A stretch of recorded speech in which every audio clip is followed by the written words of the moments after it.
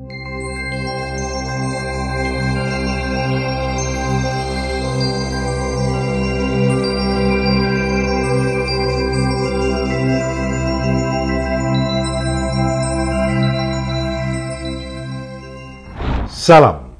Sukses, kaya raya, sehat walafiat. Bahagia, sejahtera.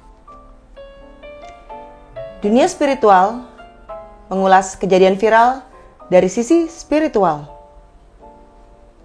Kembali lagi bersama saya Olin dan Ki Altro. Tema kali ini berjudul Mario Dendi bukan anak Rafael Alun. Ibarat buah jatuhnya tidak jauh dari pohonnya. Menurut Ki Altro, bagaimana perbedaan antara Rafael Alun dan Mario Dendi? Begini Mbak Olin, kalau tinjauannya dari spiritual, jadi perkembangan jiwa seseorang itu tidak hanya bisa diterjemahkan atau didefinisikan berdasarkan genetik saja ya. Banyak faktor sebenarnya yang mempengaruhi perilaku atau katakanlah karakter daripada seorang anak. Yang sangat dominan itu karakter itu diwarnai oleh lingkungan, terutama teman ya, teman. Makanya bagi ibu-ibu atau orang tua khususnya, mengawasi anak sejak dini itu memang penting. Karena apa? Begitu lingkungan itu salah, artinya mencari teman itu salah, maka perkembangan itu sampai dewasa akan sangat berpengaruh. Lingkungan pertemanan di luar rumah itu. Nah, kalau kita meninjau dari sisi gennya saja, bahwa Pak Rafael Alun Trisambodo ini kan bisa kita katakan bahwa beliau adalah seorang intelektual ya.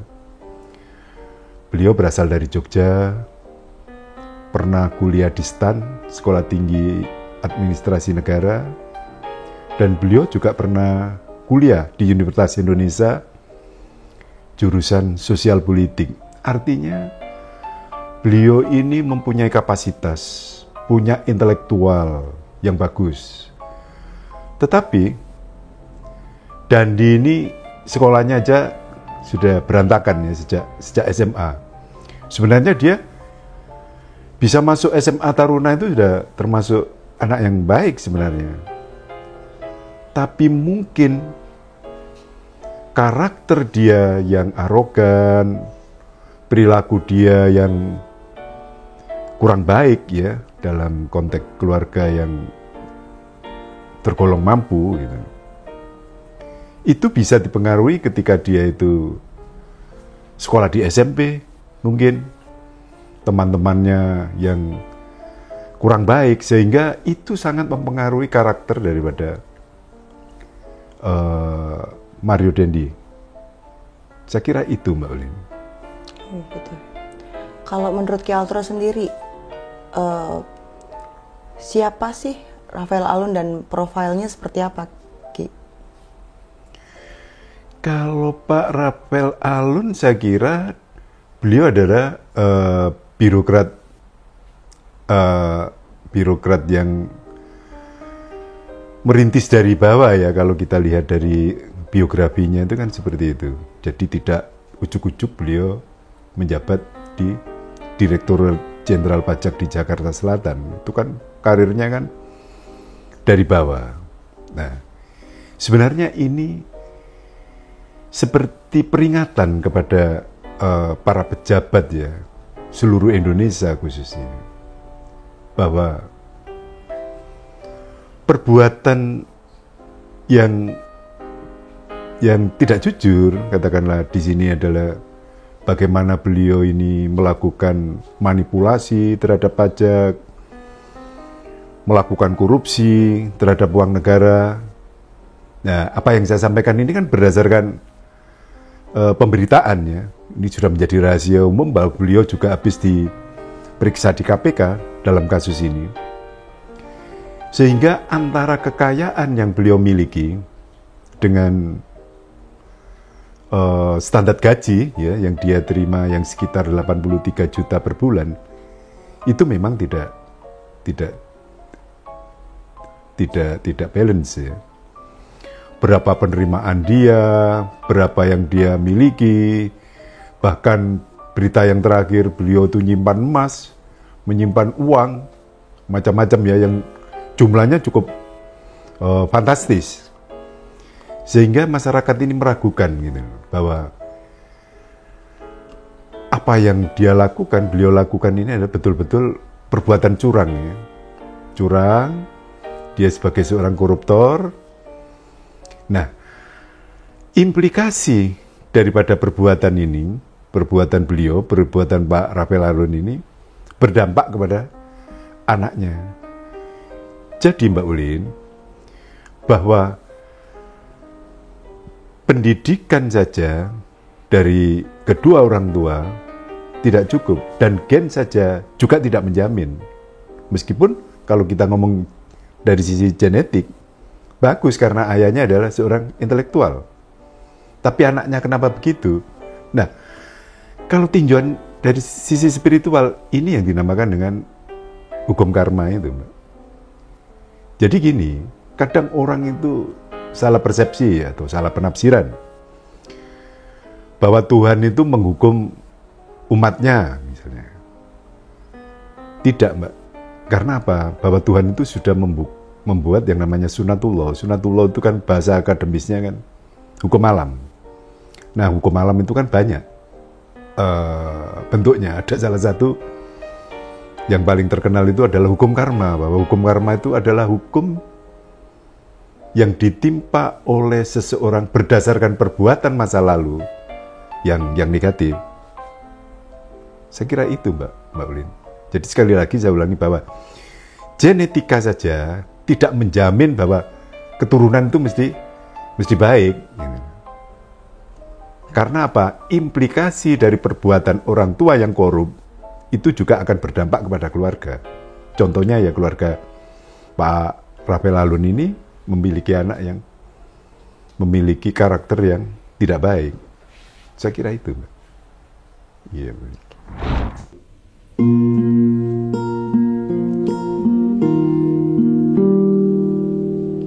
Ketika kamu melepaskan, kamu ciptakan ruang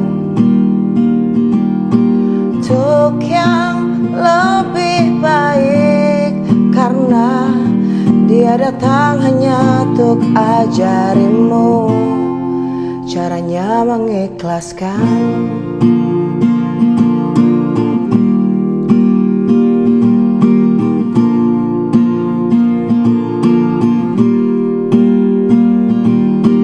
Keputusan paling berani yang harus kau buat adalah lepas yang sakiti hati dan jiwamu. Kamu takkan pernah melangkah jika kamu masih bertahan.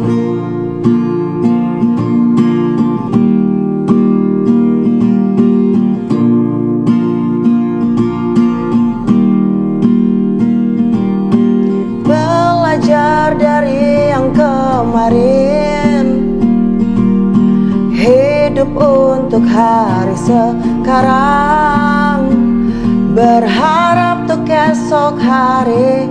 Lepaskanlah,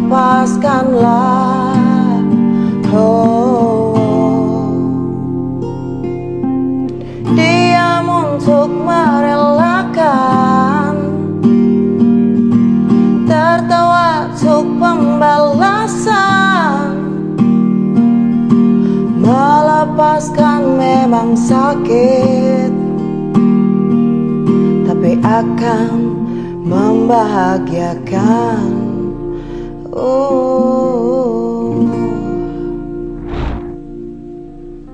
Ki Altro, menurut Ki Altro sendiri, apakah sifat itu bisa menurun dari faktor gen, ataukah berpengaruh juga dari lingkungan, atau pola asuh yang salah?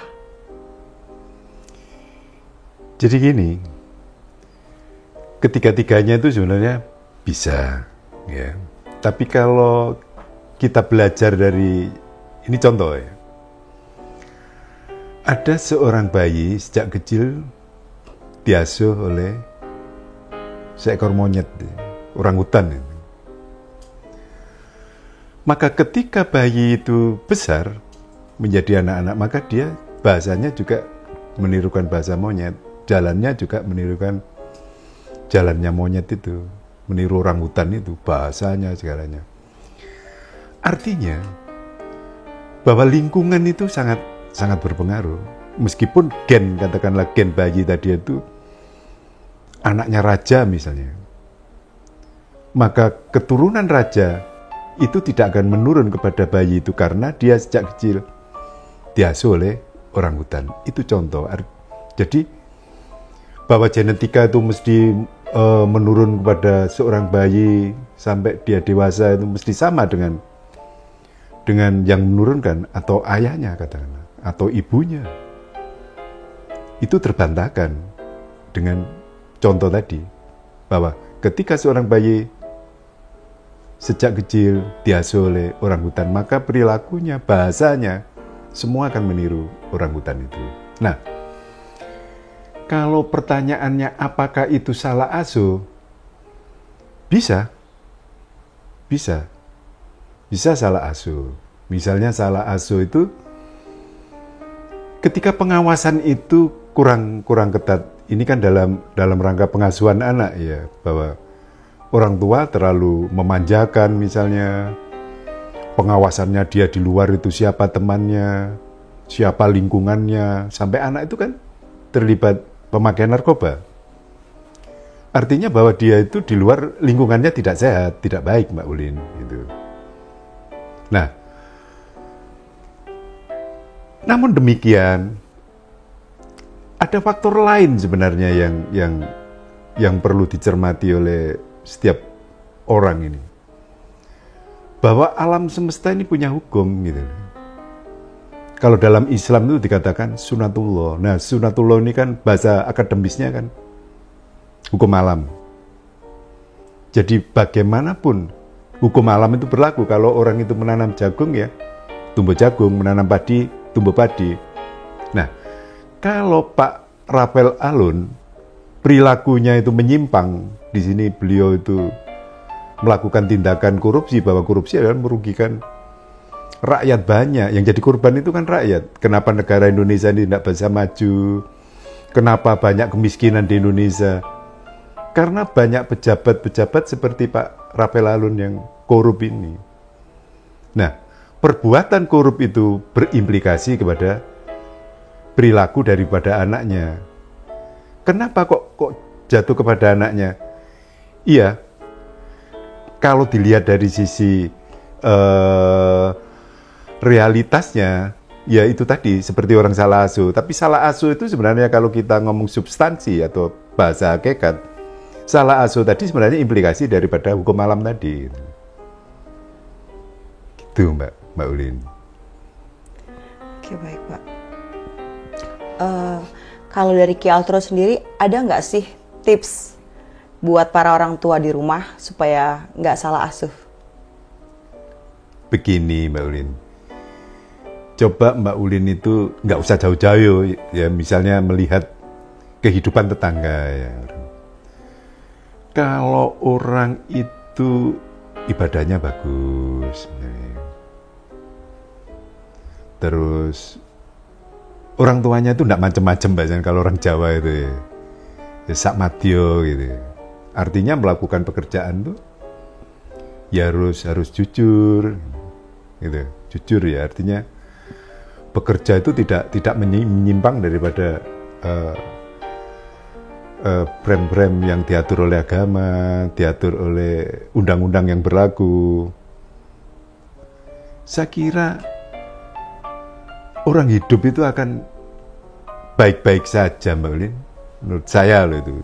Karena saya sampai seusia ini saya mengamati kehidupan baik tetangga saya, baik teman saya, baik lingkungan saya.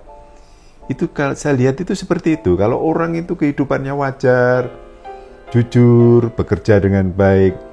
Bahkan saya punya teman itu, katakanlah pada waktu itu, teman-teman saya kalau juluki itu orang termiskin di dunia lah istilahnya itu karena kondisi ekonomi.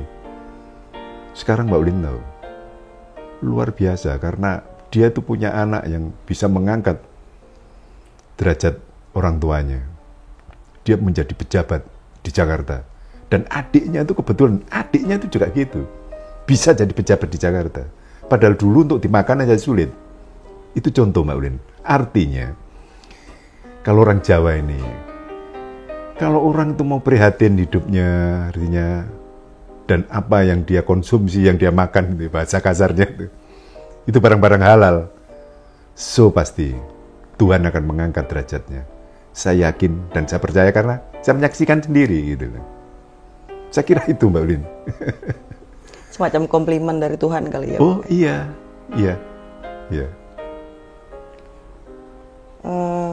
Tapi Pak, banyak banget kan ada beberapa kisah, terutama kisah nabi, anak nabi yang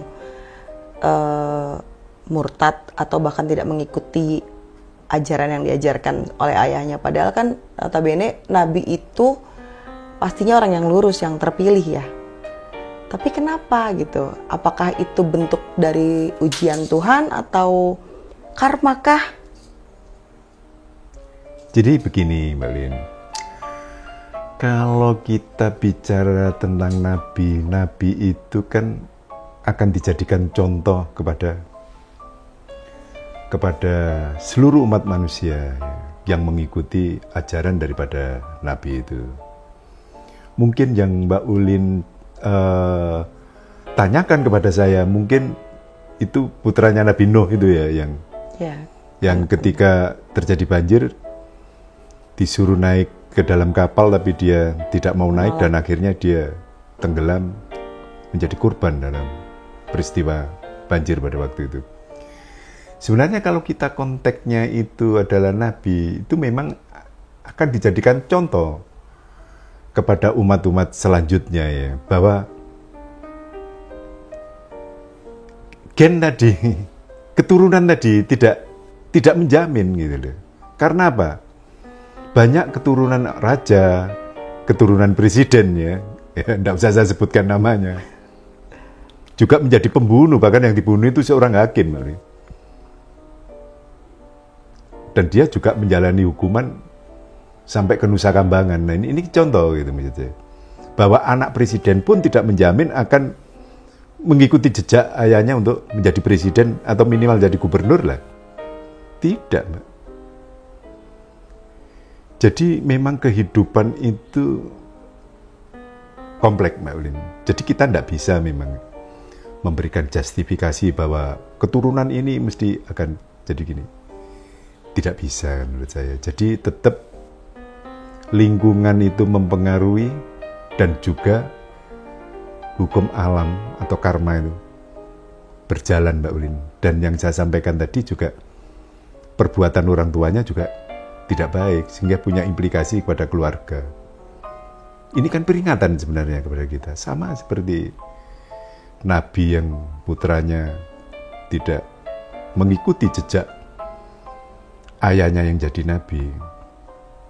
Tapi kalau dalam konteks nabi, itu memang akan dijadikan kisah atau contoh kepada umat bahwa mendidik anak itu sangat diperlukan dan itu harus intensif.